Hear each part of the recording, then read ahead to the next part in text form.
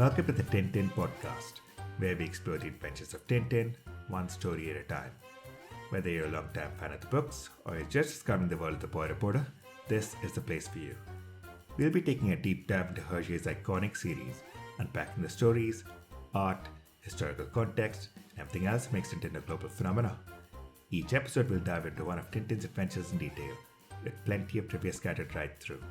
I'm Varun, and today we're lining up one of the more controversial Tintin books, Tintin in the Congo.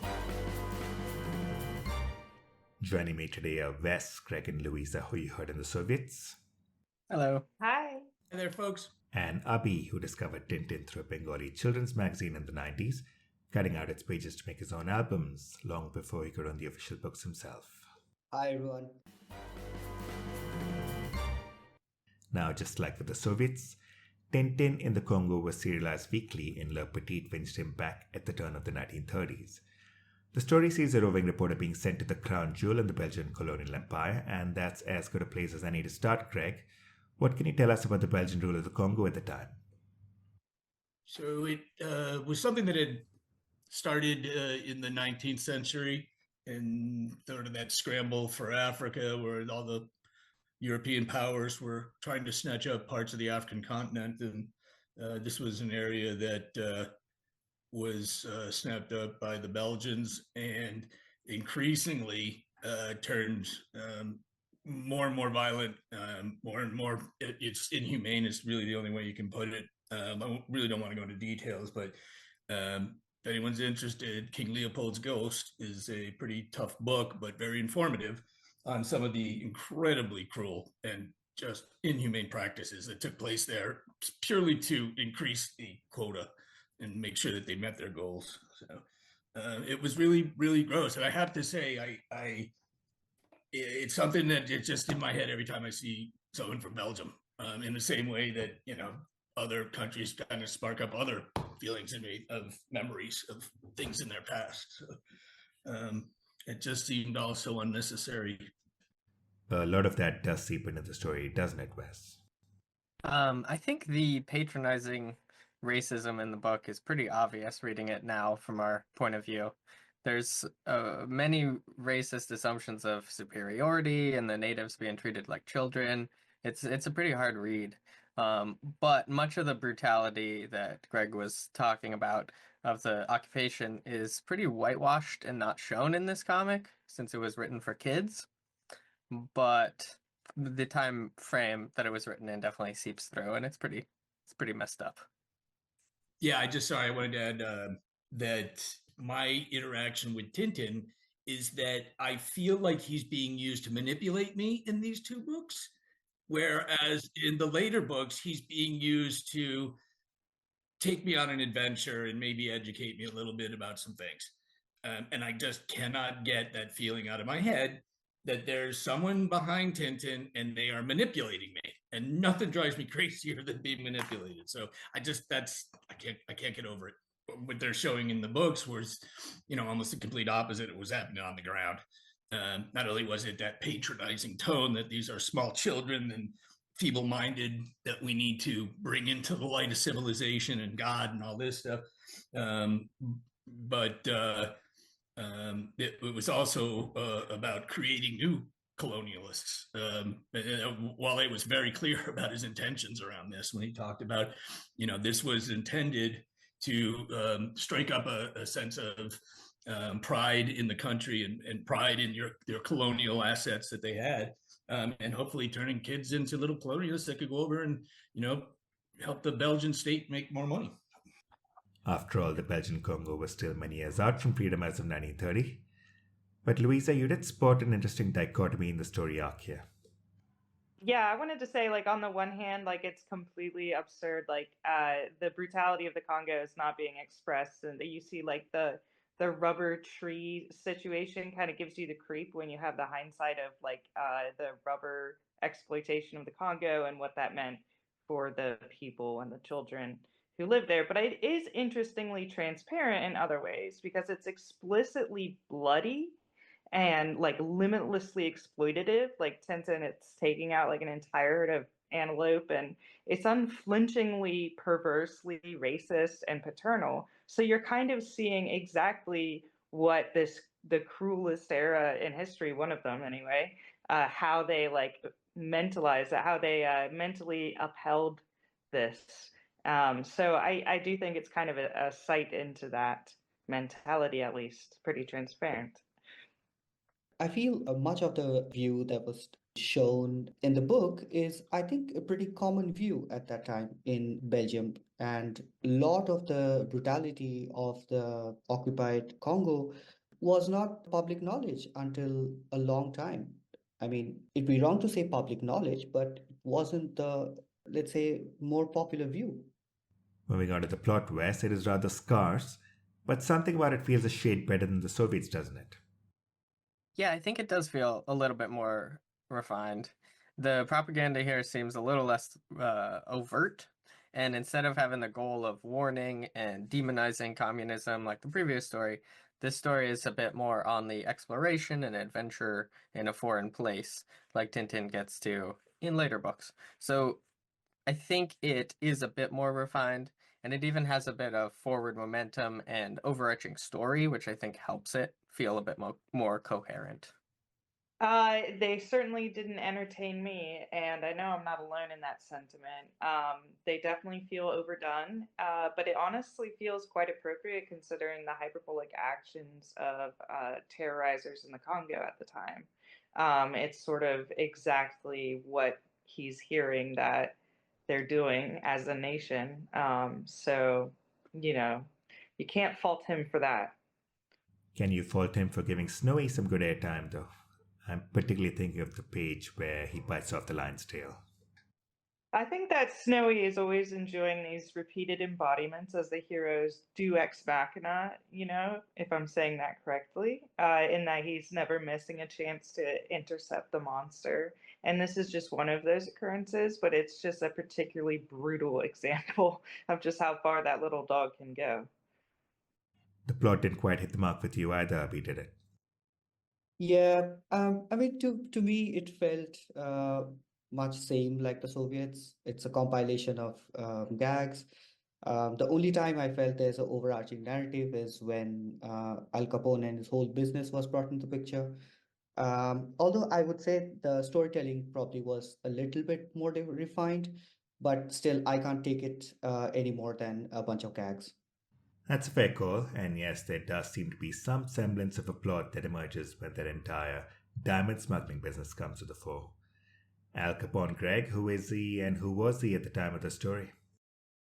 Yeah, I don't have too much info on Al Capone, obviously, other than sort of the surface level stuff. He was a gangster, came up in Chicago, and he was involved in everything you can imagine: bootlegging, particularly gambling, prostitution, blackmail. I mean, you name it, they did it. And he was an incredibly powerful man, and he seemed untouchable. He had a lot of politicians and police in his pocket, and I mean, again, he was kind of seen as a celebrity in the city, someone to be dealt with in the city, besides just the mayor and the police and that. So, he ran a massive criminal enterprise. Did he have anything to do with the Congo at the time, or was it all just fiction? I don't think so. I've never heard anything like that. It would be a real stretch, I think, for that to be the case. I have this theory that, I mean, Congo was a resource-rich region. There were presence of other international criminals, mafias, etc. And since from the very beginning, Hergé had America in mind when writing this book, he decided to include Al Capone, the famous American gangster, in the story also as a subtle push to Wale to send Tintin to America next. Well, I can't quite think of any other real world characters in the world of Tintin. A few close references, sure, but not anybody as concrete as an Al Capone. Louisa, any guesses as to why Hergé went in this direction for this one? I think it was naivete in that he hadn't grown out of something that I think he didn't repeat in the post-Hitler hindsight of later years, in that he embraces like a real world antagonist instead of manifesting a more cartoon appropriate antagonist. And I think it's his embrace of this gangster that shows that he wasn't really ready to understand that a criminal enterprise is a little bit too dark for a children's book. And if you're going to do that, you might just make up your own little criminal enterprise that they can handle, like a version of it, and not actually drop like the name of somebody who's responsible for the murders of a lot of people. So I think it is like a way he could seed something that I was really excited about as a young artist, which was, of course, Tintin in America. And the Congo is just like a distraction from that. Speaking of distractions, Wes, and this might be a pleasant one, did you spot the Thompson twins in this book? I did not, but I was reading a separate book and it brought up the fact that there was a color version, which I had never heard of. And so I've only seen a couple panels, but it included that one. And so I've only read the black and white version, but which doesn't have the Thompson twins. But then in the color version, the Thompson twins replace a couple train porters who are just standing on the station. And so I didn't notice them until quite recently. And Abhi, you say somebody else made a cameo too. Yes, in the same frame, you can see Hergé himself with a brown jacket and grey trousers. What? Really? Yeah, What page? the first panel in the colored book. Oh, the very first. Yep, Oh, where you see no the Thompson way. twins, the same panel. Oh, that's awesome. Can I ask, how did you all, were you first, did you read the black and white version or the color version? Black and white. Yeah, I had the color version for a long time, but it was a really weird edition. If it's Easter eggs you're after, stay tuned for Cigars of the Furrow a couple of episodes from now. We'll uncover a few there too. Saving that for later, Greg, your thoughts on the storyline and the artwork? Progress or much the same from Soviets? I don't think there was much progress, to be honest. There definitely wasn't progress in terms of the stylization and the storyline. In fact, Hergé even comments on this at one point, saying that the newspaper came out on Wednesday evening and he didn't have a clue on Wednesday morning how he was going to get Tintin out of the predicament he'd put him in the last comic. So again, he just was winging it. You know, he may have had a longer storyline in mind, but the details, the middle part of the story, he was really just winging it. And it gets back to that serialization that, you know, each week you had to have an arc. And so, you know, there was a resolution and then a creation of a new problem, and then you've got your new cliffhanger. So, you know, I thought that was very interesting. And one other thing I wanted to point out too that came from the content was, you know, speaking of the Belgian Congo, and you know the kind of the horrors there, with the scenes where Tintin is being bowed down to and treated like a god, really, was just so evocative of, you know, Hearts of Darkness, Joseph Conrad, and I mean, and then or if you want to make it more modern, Apocalypse Now, you know, Kurtz, and how he turns himself into a god king for these people that, you know. So anyway, I just thought maybe I'm going a little too far on it, but was interesting that was deep in there, and so he definitely was doing Wale's work. The question of whether he was buying it or was just doing it and really kind of throwing it on thick to kind of wink to the more knowledgeable folks, leave to others to figure out. Louisa? I think it's the former. I think that Tintin and Snowy are taking shape just as the author, again, is evolving his understanding of who they are, as well as the world in which they operate and how he should convey both to the reader. And since we're talking about art and style, the one thing I wanted to note is I thought it was interesting that Tintin turns the boa constrictor into an Ouroboros. Am I saying that correctly? I'm never sure if it's a Ouroboros or Ouroboros. Ouroboros? Yeah. I've heard Ouroboros. Ouroboros. Well, however you say it, that's an interesting concept of eternity that he's just like sort of dropping in there like it's meaningless, but that with this whole like infinite supply of animals is kind of absurdist. Like the whole book is like it's almost like he knew it was a joke. It's sort of tongue in cheek, but you have to wonder if he's like spends the rest of his life making up for this book in some way with Tintin's character, like making him a better character. But anyway, that's evolving out of art and style. Actually, Varun, there was one thing that stood out to me a bit.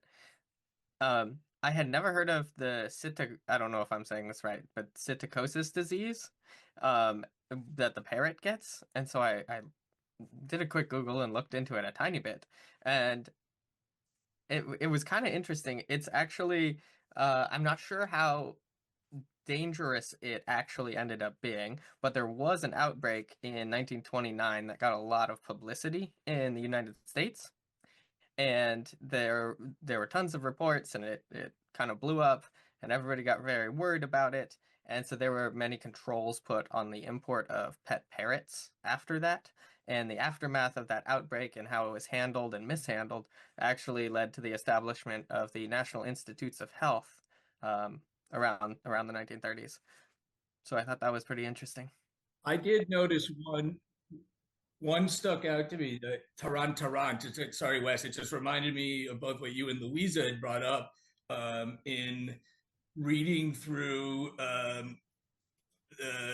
Wikipedia. Says Hergé characterized Walle's instruction in a sarcastic manner, saying Walle referred to the Congo as our beautiful colony, which has great need of us. Taran. So I don't know if you remember, that's a charge call that is used in a lot of the other ones. I've never seen it really almost anywhere, but so that's Hergé using it himself, but he then gives that later transforms into something that Tintin uses. Well, we learn something new every day, even with what is close to 100-year-old Tintin book. Speaking of that, Abhi, do you think Tintin in the Congo should be held up to the standards of 100 years ago, or since it's available in bookstores around us, should be judged by the arguably harsher contemporary scrutiny we have today? I mean, yes, it should face scrutiny. But as with the Soviets, Hergé was not keen to keep this book on sale on the later years. But the book was a roaring success, and that I think led to the fact that it's still available today, and it was never withdrawn from publication. Much of the scrutiny is valid, definitely, but it leads me to think and I am not an expert on this, but is it more offensive than any other contemporary works of that day? I think that's a very interesting question. I would say that all books of the day offer some sort of lens into what was going on then. And in this case, you have a propagandized worldview that Hergé was faultless to occupy at the time, but I think he later deconstructed using more critical reflection. But if you're going to read this, it's with the mindfulness of that time period as the core rationale for the evils existing in the book, but still within the context that history and hindsight affords us as to why those things were evil. Just like in the last pod, thanks for chiming in your questions on Reddit for this episode.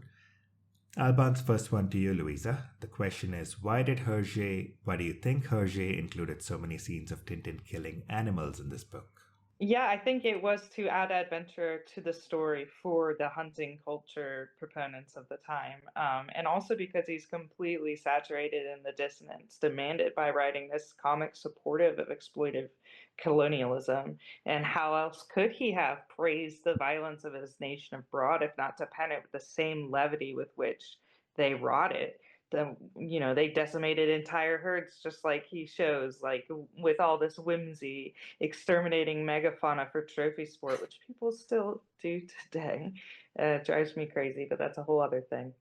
But yeah, that's dissonance for you, and I think he's just really caught up in it, displaying it all for us. Greg, is there any part of Tintin in the Congo that has aged as well as later Tintin books? That's a pretty good one. I think the best thing is how well it captures and encapsulates the European attitudes of that time. They were the masters of the universe. They could do no wrong. They had all the answers figured out. And just despite the fact that they just slaughtered millions of themselves, and we're about to do the same again. And everybody else were children that needed to be civilized, that needed to have God brought to them. I like the adventurous side of it, but for me, these books aren't Tintin to me. They're not what I remember as Tintin as a kid growing up, even though those books themselves weren't perfect. And this is really my first exposure to them after a long gap of Tintin. So it's just very difficult for me to view these two books as the same. It's so much like go back to The Simpsons of when, I don't know if people know, going all the way back to the Tracy Ullman show. Before they were The Simpsons, they were a 5-minute segment on Tracy Ullman show, and I thought it was okay, but compared to what The Simpsons became, it's sort of a crude example, but I feel very similar to that. It's two different things for me right now. Abi, you were making some notes on the book's reception, so this one is for you. How was the book received in the Congo at the time? Yeah, it was pretty popular. It still is pretty popular in the continent of Africa, in various countries, even in independent Congo today. And it's essentially, if I could quote from Michael Farr's book, he says here that, and yet it was the adventure's reemergence in a Zairean magazine years later, which led to its rehabilitation and return to 1970 to bookshops in Europe and around the world. Zaireans were much less concerned of its dated colonialism and condescension than Europeans. So yeah, its popularity in Congo, or the former Zaire, which brought it back to the limelight, and it was banned for long periods of time in various parts of the world, and that resurgence led to its unbanning. Greg? I'm not so sure how it was received in the Congo itself, but I do know that it's popular in some West African countries. Like Senegal apparently had a version of the book that came out, but it was set in Senegal. So someone did some of that fanfic or something, and but this is well before we ever had the concept of fanfic. So viewing it through my eyes in this time frame is just impossible. I can't speak for people that are from Senegal or from Mali or from wherever else. I thought this was a good question too, Louisa, though I can guess your answer based on your thoughts of him earlier. Al Capone. His involvement is said to be brief, and he doesn't come across as fleshed out as Rastapopoulos or Muller. So the question is, do you think Hergé missed a trick here in not making him a more central, longer-term antagonist? No, I don't think he missed the chance. I think he deliberately put down this concept of repurposing real villains. And like I was saying before, I think that's because of the fractious political landscape around him. And as it began maturing and evolving, and perhaps he recognized the value of less complicated and traumatic antagonists, like the ones he could make up, like Rastapopoulos. Yeah, as a kid, Al Capone and Billy the Kid and other gangsters were so fun to read about. And I remember being intrigued when he shows up mostly in Tintin in America. I don't remember this part as a kid when he shows up in this book, but it feels sort of like a precursor to me of Hergé tying later books into historical places and events like the moon landing and writing those. It adds a good groundedness and sense of adventure to the story. But I agree with Louisa that it's good that he ultimately dropped the real life villains and made up his own. And Wes, we can't quite let you go without asking you for a rating. How many crystal balls will you offer Tintin in the Congo? I'd say 1 crystal ball out of 7. And that wraps up our deep dive into Tintin in the Congo. Despite being a controversial piece of the series, it also marks a significant step in Tintin's evolution as a character and sets the stage for the adventures that follow. Next up, we'll be discussing Tintin in America, where our favorite reporter takes on gangsters, cowboys, and capitalism. Feel free to drop in your questions on the Reddit thread. In the meantime, thanks so much for tuning in, and don't forget to like, share, and subscribe as we continue our journey with the Tintin podcast.